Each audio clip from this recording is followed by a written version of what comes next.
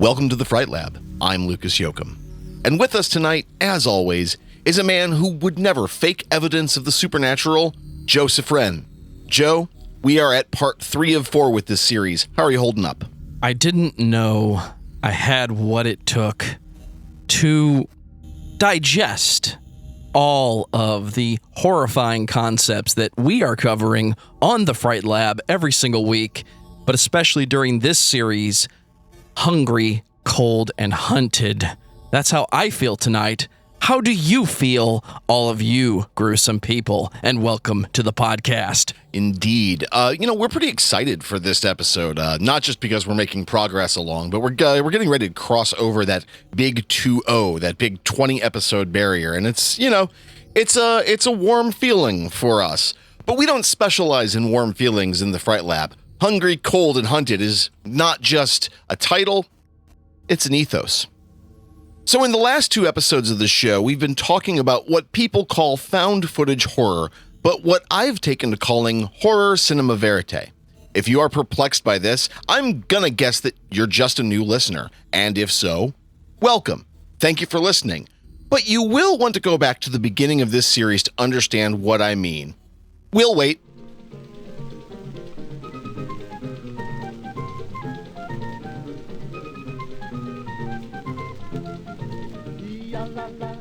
So now that everyone is caught up, I want to talk about a development in the horror cinema verite formula that I find genuinely amusing, and in a way, I think it was also kind of inevitable for a number of reasons. Tonight, we are giving the Fright Lab treatment to horror cinema verite's most ridiculous, yet deeply enjoyable mutations, the ghost hunting docu-horror. Where do you even begin describing this phenomenon? Admittedly, this concept can quickly turn into something of a rabbit hole of its own serious research, as well as a lot of unabashed nonsense. See, if there is one thing that unites all of humanity, it's storytelling. And what's the type of story we all seem to love telling? Ghost stories, of course. So follow Joe and I into one of the best, worst things we've ever discovered. Joe, do you believe in ghosts? I think the general concept referred to as a ghost, meaning a spirit that is passed on from this life to the next, but still chooses to occupy this space and influence the world around it. I don't. You don't. You're a nuts and bolts science guy then. I do think there are things that cannot be explained, that are fun to talk about, fun to make movies about, and fun to make TV shows about.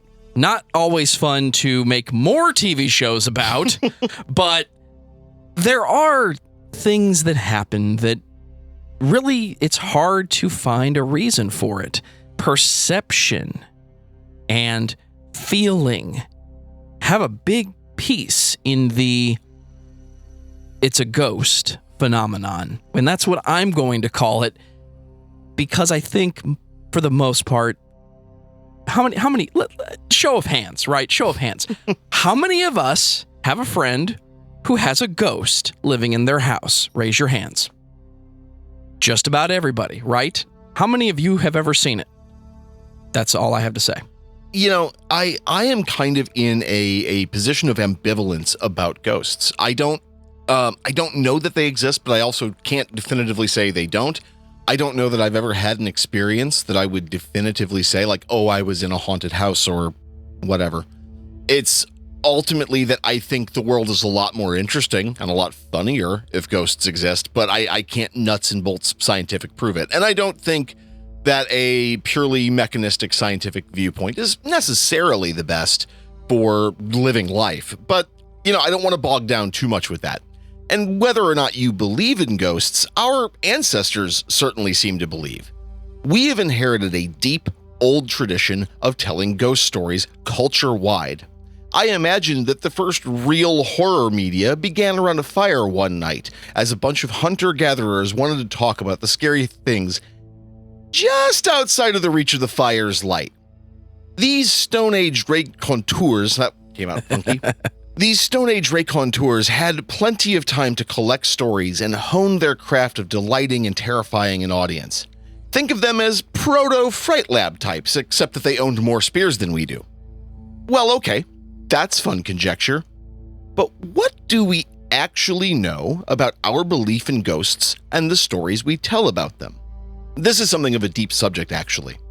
I don't want to spend too much time beating a dead and possibly undead horse here, but that does lead to an interesting question.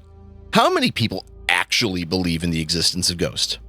In order to not spend time chasing down what might be like the most irrelevant statistic of all time, I decided to find out how many Americans believe in ghosts according to some surveys. From a 2019 poll conducted by YouGov, quote, more than 1 in 5, or 22%, say demons, quote, definitely exist, unquote, while slightly more, 24%, believe that they probably exist, quote unquote. The numbers are similar when Americans are asked about ghosts. 20% say they, quote unquote, definitely exist, and 25% say that they, quote unquote, probably exist. And just for like a fun aside, the same article goes on to tell us, quote, far less common is the belief that vampires live amongst us. Only 13% of Americans say that vampires definitively or probably exist. And a slightly older study from Pew Research in 2015 tells us the following. Joe, would you read this for us? Nearly 1 in 5 U.S. adults, that's 18%, say they've seen or been in the presence of a ghost, according to a 2009 Pew Research Center survey. An even greater share, 29%, say they have felt in touch with someone who has recently died. I'm going to include links to those articles and some other articles about belief in ghosts elsewhere in the show notes, and I encourage you all to go give them a read. And when most of us think of a good ghost story, we tend to think of like Edgar Allan Poe and crumbling Victorian mansions. But the belief in and fear of the spirits of the dead is as ancient as humanity itself. For instance, a Babylonian tablet estimated to be about 3,500 years old was recently discovered. It appears to be a tablet relating to the exorcism of ghosts. It's currently in the British Museum, and there are plenty of images of it online if you'd like to see it for yourself. Of course, I'm going to provide links for you to go do that. According to an article in Smithsonian Mag, quote, all major ancient civilizations held beliefs involving the survival of souls after bodily death, wrote Joshua J. Marks for World History Encyclopedia in 2014. In many cases, these souls belonged to a realm of the dead, but might return to the living world due to improper funeral rites or unfinished business. Ghost stories with similar themes can be found in ancient China, Mesoamerica, Egypt, India, Greece, Ireland, Scotland, and Rome. In Mesopotamia, souls could return as ghosts that manifest themselves as sickness amongst the living. Doctors called on those suffering from these kinds of illnesses to confess any sins that may have summoned the dead before treating them with spells to placate ghosts. And that's all well and good. But what does that tell us about ghost hunting shows and the films that comment on them? I strongly imagine that a good portion of the appeal of ghost hunting quote-unquote documentary TV shows has to do with people wanting a good, bite-sized scare. Something easy, not too challenging, and easily vanquished.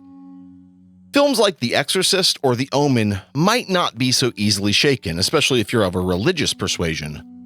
But a Zach Baggins ghost hunting program? You can shake that off, laugh at how silly they all are, and call it a night. And that's been the case for a long time. And using Baggins as the example, his show Ghost Adventures popped into the air about 2004, right? And he has since gone on to make movies and open a museum about, well, haunting stuff ever since. A quick search of the Travel Channel's lineup shows more than 10 programs relating to ghosts, hauntings, and cryptids. And I think I speak for the whole audience when I say that any quick stroll through a streaming services library is quick to reveal plenty more shows like this ripe for your consumption.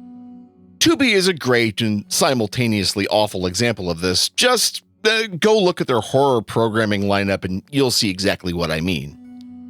So just so it's said out loud, I don't want anyone to assume that I'm trying to belittle or talk down to them. I'm actually an avid fan of guys like Shane Madej and Ryan Bergara over at Watcher's Ghost Files. I see the appeal of this type of programming. As always, like what you like. There is no room for shaming in the Fright Lab. While I was thinking about this episode, I stumbled onto an undergraduate honors thesis by Abigail L. Carlin entitled A Haunted Genre, a Study of Ghost Hunting Reality Television from 2018. It's a pretty fascinating read, and it's linked in the show notes. I found a point made in the thesis to beautifully sum up why ghost hunting shows are actually popular. Quote, "The cathartic properties of ghost hunting allows for a unique viewing experience, which negates the presence of a meta-narrative, a form of media made to draw universal conclusions about reality.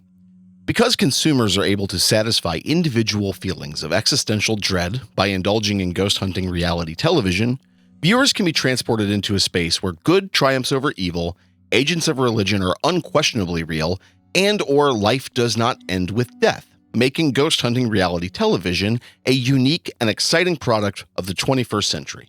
End quote. Petty stuff, to be sure, but I have a hard time disagreeing with her point there. And one doesn't need to venture too far into academia or really any cursory research to see comparisons between modern quote-unquote ghost hunters and the spiritualism of the Victorian era, as well as its impact in America. One of these days, I would love to spend more time on that subject, but alas, there has already been a pretty amazing podcast made about that subject. If you want to hear that, check out Jamie Loftus's Ghost Church. It's a podcast and it'll be shared in the show notes. But let's get on to the fun stuff. Let's talk horror media. In a previous episode, I brought up the BBC TV broadcast of Ghostwatch. This program should be better known and entirely more legendary in horror circles. It's a first of the text for the mockumentary method. Why? Well, we can say definitively that Grave Encounters, fun as it is, did not leave a nation of Halloween celebrants terrified. So let's try to break this down, shall we? It's October 31st, 1992. The BBC is broadcasting an entirely fictitious program purporting to be live from a haunted house in England. The plot of this show? Well, a single mom and her two daughters are experiencing increasingly distressing encounters with a poltergeist in their modest home. The events of the haunting are modeled loosely on a paranormal case commonly called the Enfield poltergeist. By the way, the Enfield case is a serious rabbit hole. I genuinely couldn't pick a single point for you all to jump off, so check into that on your own peril. There's a ton of info on the case and it can really quickly become a time sink. Now, to understanding the lasting hit of this show, you have to understand that it was, for all intents and purposes, filmed and presented as a real live show, a sort of BBC TV style ghost hunt, analogous to a Zach Baggins thing. But here's the catch, and it's one that most people mostly missed. There is, at the beginning of the program, an opening that implies it to be a production, that is to say, a fictional show. Furthermore, throughout the program, a quote-unquote tip line phone number had been set up so viewers could call in to report their own paranormal goings-on.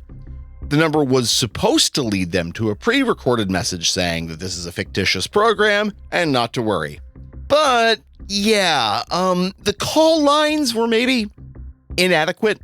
They were not ready for the number of callers they would end up receiving, so only a few heard the disclaimer, and it's estimated that there may have been up to 30,000 calls in one night. All right, I know how all of this sounds. How could anyone believe this? How good is the show? Well, in my humble opinion, for 1992, the special effects look really good, and the acting of the cast is actually remarkably solid. It's a silly premise in hindsight, but for the literally traumatized audience, it was apparently perfect. No one was ready for that, and the lack of widespread internet made sure that no one could debunk this one in real time on the fly. The BBC subsequently banned the show from the airwaves. I think it's only recently seen any widespread show because of the BBC, but you can find it online. And I cannot stress this enough. Go give this one a watch. It's deliciously creepy, and it's entertaining. It's kind of a shame, in my opinion, that the prehistory of this style is kind of the best of the batch. And that's not to say there aren't some other great modern films in this style. We'll be talking about a handful of them, obviously. But Ghostwatch really is a brilliant thing. And I can't imagine going forward with Halloween horror binges without watching this one now. The program you're about to watch is a unique live investigation of the supernatural. It contains material which some viewers may find to be disturbing. No creaking gates, no Gothic towers, no shutter windows. Yet for the past 10 months, this house has been the focus of an astonishing barrage of supernatural activity. Mom! Mom! Mom! Oh, Mom, he's back! He's back! Mom! Mom! Mom! Mom! Help me! Help me! Don't touch me! Don't touch me!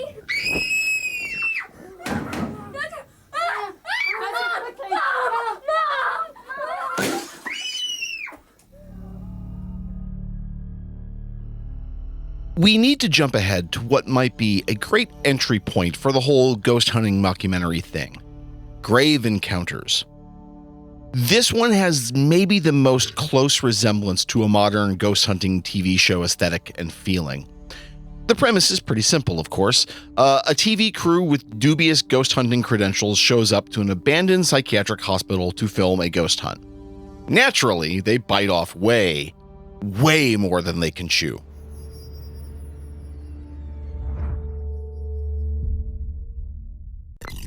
Mark. Good evening, and welcome to another episode of Grave Encounters. Psychiatric hospitals like this were seen as sort of a dumping ground for embarrassing family members rather than a place that they could go to actually get help. Many of them were severely disturbed. It's truly frightening. I swear to God that I saw someone right at the end of the hall there. And he swears that something pushed him off the ladder. So you guys see this window here? Lock it up real good at night. Come back in the morning. Sometimes this thing's wide open. Tonight, my crew and I, using the most sophisticated in ghost hunting equipment, We're in search of definitive proof of spirits that were unsettled in life and possibly unsettled in the afterlife. is there someone here with us? What was that?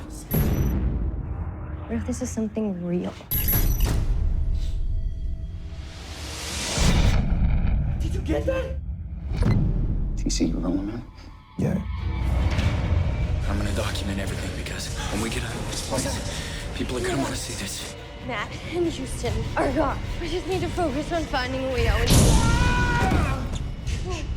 What? There's something over there.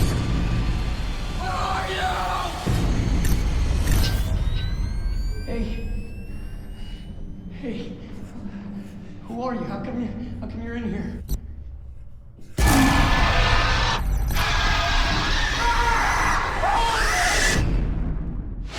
Jesus Christ, what's happening to us? Why is this happening? Do you hear that?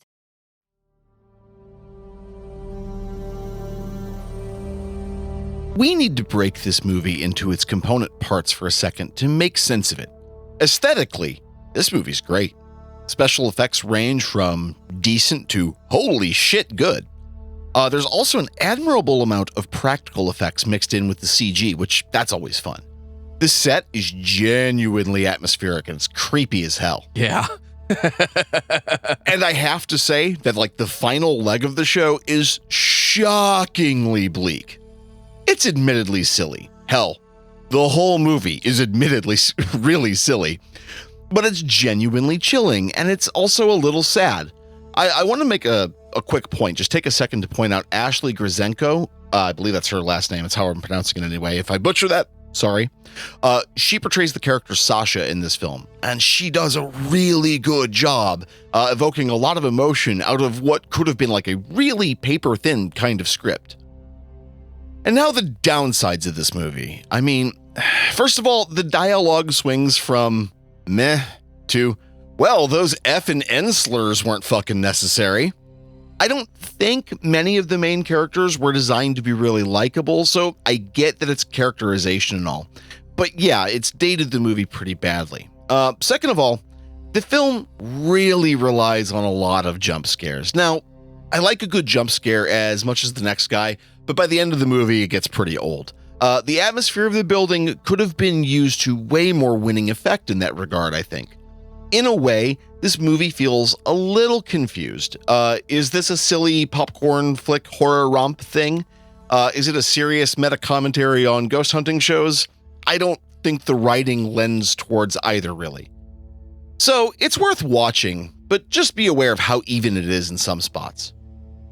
Moreover, I can't recommend the sequel at all. It's silly, and it's very much a rehash of the original. But if you're dedicated to being a completionist, well, Grave Encounters 2 is out there for you. Is there ever a movie about a documentarian or about a crew where the characters are written to be likable? Man, that's a really interesting question. And I'm kind of glad you brought this up, because a complaint I've had throughout this entire series of podcasts is, Blair Witch is a great example. You feel for the cast because, well, they're going through hell. And then on top of that, we know how grueling the production was. We know that it was rough. And I don't think that the three characters in Blair Witch are expressly unlikable. I just think they're a little rough to get your head around. You know what I mean? Because there's so little characterization given to them. I mean, what do we know about them? They're college students. They're doing a final project of some variety. I don't know if it's like a final thesis project or what, but it's a final project of whatever they're doing to make this film. And these are three young people about to be cut down in the prime of their lives. Okay, sure. I think that's as good of a plot as you could ask for in that case. I've seen some quote unquote found footage movies that have likable or interesting characters. I think As Above, So Below which is a favorite of mine for that type of film. I think the characters are really likable in that one. I think Noroi the Curse is a classic case. It's kind of a ghost hunting mockumentary thing, sort of. I find the main character, Kobayashi, I think he's awesome. I think he's a very compelling character, actually. But on the whole, I think these characters need to be either kind of blank slates for you to input your own tastes or personality on top of. I don't know that they can be expressly likable naturally. It's the paparazzi thing, right? The guy in charge has to be the kind of person who would just pick up a camera and follow around a celebrity. We got to be there. We got to get that shot. You guys need to do what needs to happen. This is very important. People are going to be watching this for decades and talking about it. It's like, that's the personality, right? All of these found footage type films, or this documentarian crew that meets their end slowly over the course of 90 minutes, it's always the douchebag. It has to be, because there has to be someone you hate who gets their comeuppance. Sure.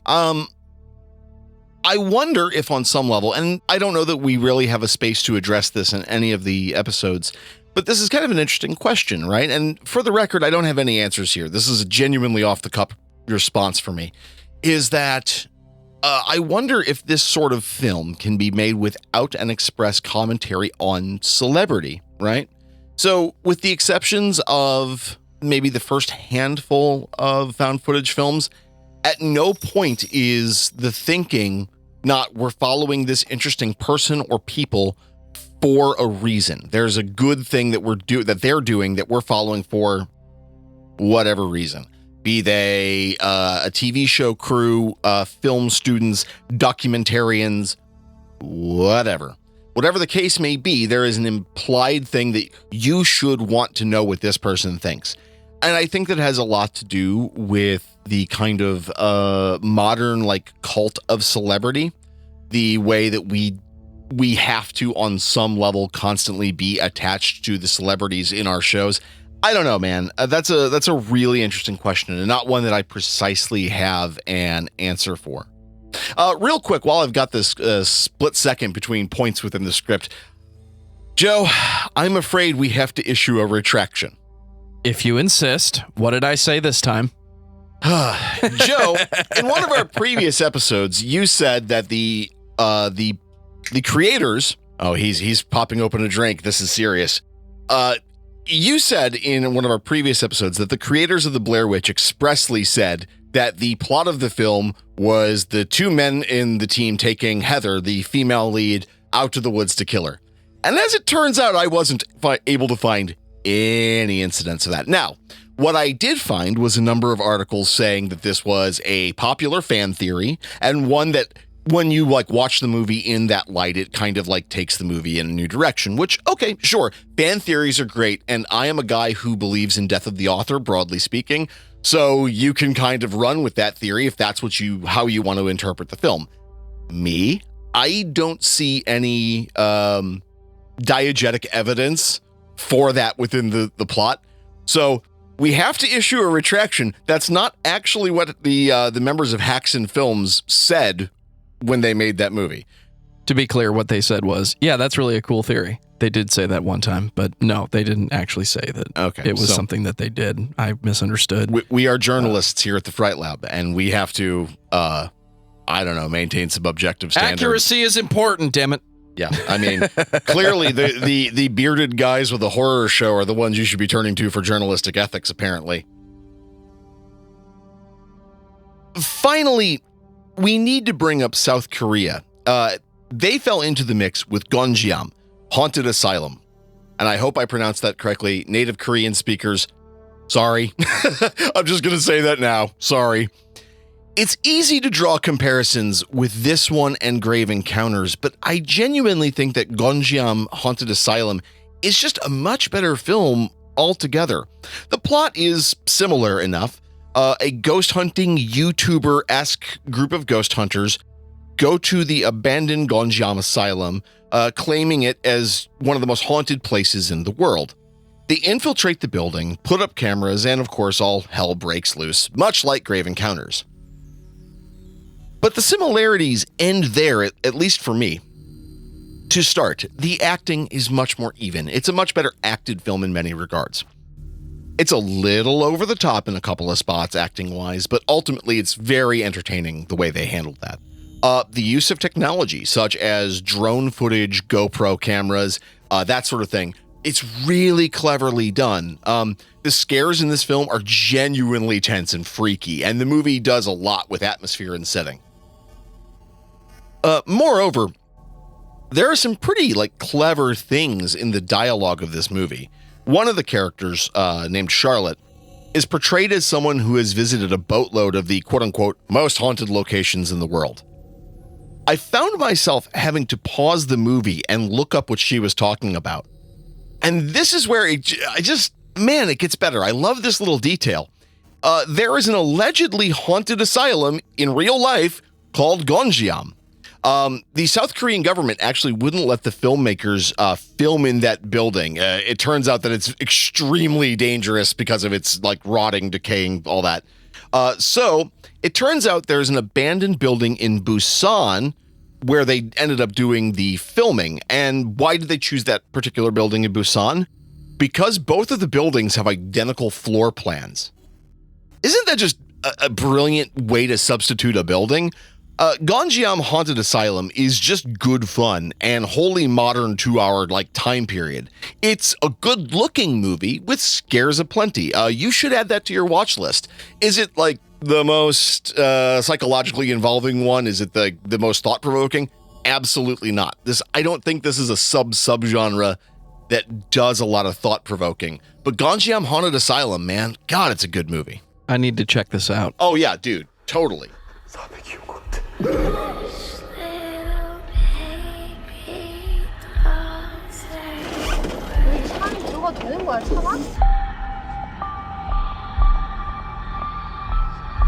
If you're going to do this type of film, analog horror is your friend. Make the cameras not look great. We're going to talk about that in the next episode, my dude.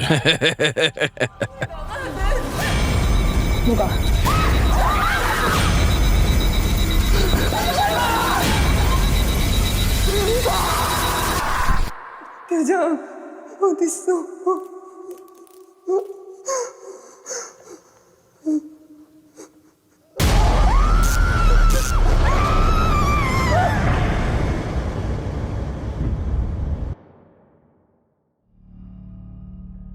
a filmmaking style that's already a love it or hate it sort of thing, I can see how these movies might not make the top of everyone's to-watch lists. They're divisive, and understandably so.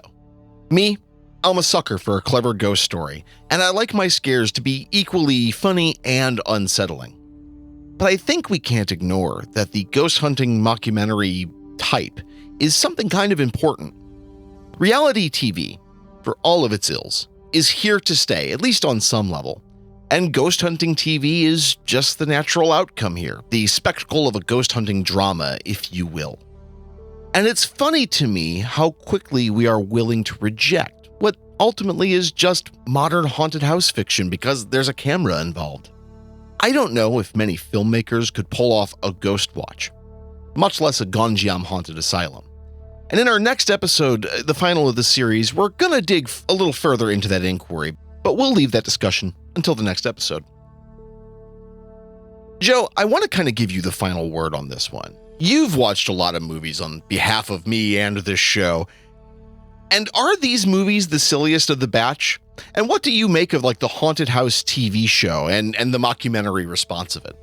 If you go back to the War of the Worlds, this is not the first time, nor is it the last time that the general populace didn't get the message. This is not a real thing happening, but because we showed up late to the party, everyone thinks the world is actually being invaded. Everybody thinks that there actually is a haunted house that is being investigated by the BBC, and then everybody thinks there are ghost hunting shows or ghost hunting to be done. I'm not even going to correct that in the edit because that's just how sloppy I said it. I don't think these are bad films. I think the entire problem that is reality TV can sum up everything I have to say about why the ghost hunting shows are not interesting. It is an interesting topic, but it does show you that thing that you learned a long time ago. People like to be scared. They like to go to the movies. They like to watch TV. A jump scare is good when you've earned it. When your entire movie is jump scares, you're just making loud noises to scare the audience. That's not clever filmmaking. It's by the book horror filmmaking. Somebody pointed out to me recently that children's films and children's television is very different today than it was in the 80s. And everybody's trying to keep from overwhelming the children, or nobody wants to scare the children anymore. But kids like to be scared. And we're just big kids, right? We're horror movie nerds and heavy metal musicians that love things that are not normal. I'll say it. The opposite of sunshine. That's what we want, right? You want the scary room, you want the flashlights, because everything about a documentary or a mockumentary ghost hunting thing goes out the window when you turn the lights on. Because if this was reality, you would not be sitting in an abandoned asylum trying to film a ghost. You would be turning the lights on, walking around, cleaning it up, and repurposing it, right? So there's no reality here. It's 100% entertainment filmmaking, and it's about tension. Like all good horror movies, it's about tension and release. You know, Philip K. Dick once said that something to the effect that reality is what keeps happening after you stop believing in it. He cracked the joke of that in one of his books, that he stopped paying his electric bill one day because he decided it didn't matter, and then the electric company came and shut off his power, and he decided, oh no, that's actually quite real. Whether or not ghosts are real, again, I'm ambivalent to the subject. I'm not entirely sure I'm really all that worried about it. It's a deeper conversation. At least it's a more complex conversation to ask the question, like you did, are ghosts real? And then cite statistics that break it down to say, ghosts? demons. Well, as soon as you make that single caveat, we have an entirely different conversation to have, my friend. Well, and there it is right there, right? One man's benevolent ghost is another man's demon. And as I heard someone say once, a god ignored is a demon born. It's this curious sort of push-pull dynamic that we have as people. We want to be scared. You know, I correct the comment so many times early in this series why we call the Fright Lab the Fright Lab. Because horror is a great way to experiment and play with really unacceptable, really scary stuff in a safe environment.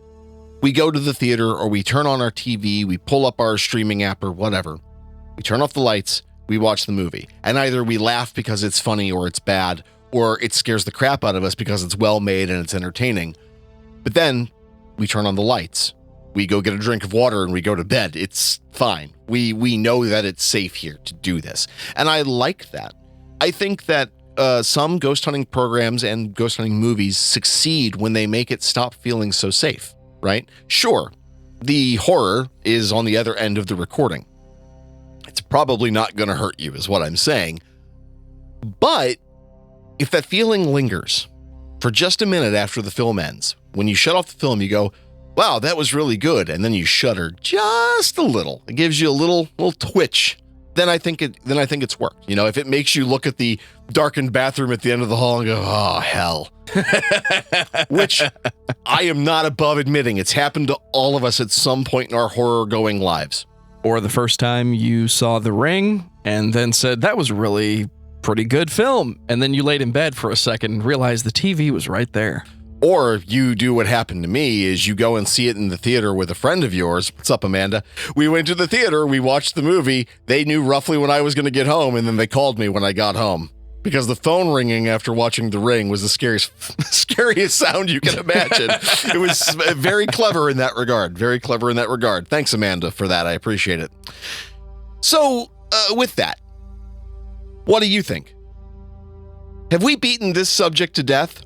Are we on the right track? Do ghosts exist? Or have you ever been on a ghost hunt? If you have, we want to know more. Email us at thefrightlabpodcast@gmail.com. You can also find us on Twitter at fright_lab_pod. We're on the Letterboxd app under Fright Lab Pod. Joe, would you kindly let our audience know where they can hear more of what you're working on? If you enjoy all things heavy metal, you need to check out all of the podcasts we are creating at discussmetal.com. We talk about your favorite bands, my favorite bands. We talk about heavy metal topics. But what I need everyone to do today is take out your phone, wherever you found or you listen to the Fright Lab. And I need you to swipe left, swipe right, swipe up, whatever's necessary. They're all different. No one can agree on how it should be laid out. Find that thumbs up, find that 5-star, hit that, leave us a review, tell us what you think about the show. We want to hear from you. You heard Lucas say it, the Fright Lab Podcast @gmail.com. I want you to tell your friends, but what I really want you to do is bring them to the party. We're getting close to doing some live things, community-based things, and we want to keep the conversation going because this isn't just a 4-part symposium about horror cinema verite that Lucas will eventually have to add additional parts to as he comes up with more reasons to talk about it. This is something that we love and we enjoy. We like to be scared. So send us your comments. See if you can scare us. We want to hear from you. And as always, The Fright Lab is written and researched by me, Lucas Yoakum. Mr. Joseph Wren is our co-host and fearless producer. We appreciate every single listener, and we will talk to you very soon.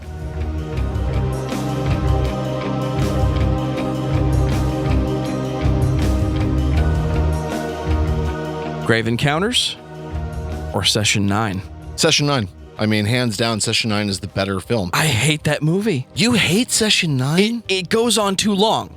Okay, you are right. It could be cut by about 6 minutes. You could cut about 6 minutes out of the film and it works way better. You could cut more than that. There's a lot of time spent just in these rooms that nothing actually happens, and then Gordon starts losing it. Do it, Gordon. Legit one of the scariest things I ever heard in a film. Spoilers, everybody. Do it, Gordon. Do it now.